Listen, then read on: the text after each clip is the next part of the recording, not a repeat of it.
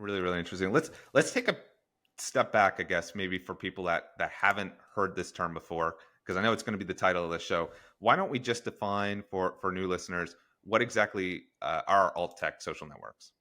Yeah, it's a fairly loose definition. In fairness, I don't think the Oxford Dictionary or alternative has ever sat down and gone, "This is exactly what defines alternate social networks." So realistically, when we look at it, and especially in the world of SOCMINT, so social media intelligence, these are the platforms that have appeared seemingly overnight, even though actually some of them have been around for a while. But they're the non-traditional platforms. So they're not the Twitters of the world. They are not the Facebooks of the world, and Meta collectively. So Instagram included in that. They're not the LinkedIns of the world.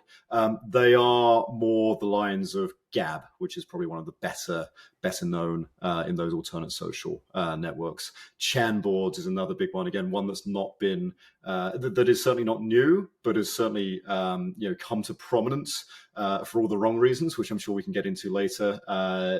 Over the years and ebbs and flows.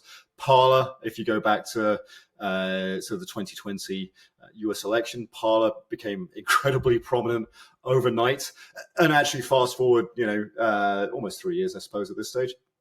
That platform has more or less ceased to exist, actually. So it went from being sort of the number one downloaded app in the App Store, certainly social media network in the App Store in 2020, to being actually non-existent. And in April this year was acquired by the Starboard Group. So yeah, what defines realistically these alternative social networks is they're not part of that core sort of traditional group that have been around for years, and have a significant user base. These alternative social sites and networks tend to be much smaller in many instances, user bases. There's probably a couple of exceptions to that, and tend to be fairly well grouped in the sort of people that will frequent and utilize the social media. And again, they seem to ebb and flow in popularity depending on what's going on in the social media space. Gotcha. So it's kind of a catch-all term for anything that's not the big main platforms, your Facebooks, your Reddits, your LinkedIn's, and things like that. Exactly. Yeah. And I will actually say that, sometimes at Liferaft, we group together the alternative and the emerging, because, emerging, I would list things like TikTok in emerging, because actually TikTok's not been around for that long in the grand scheme of things.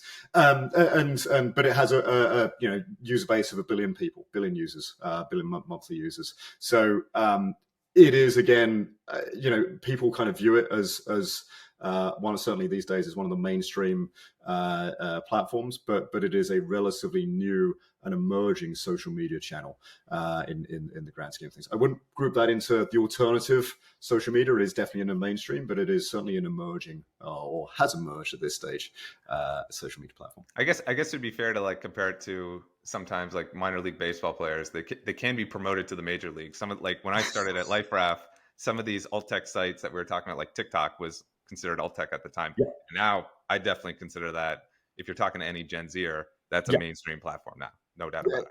Absolutely, and certainly some of the alternative networks would like to follow some of that trajectory.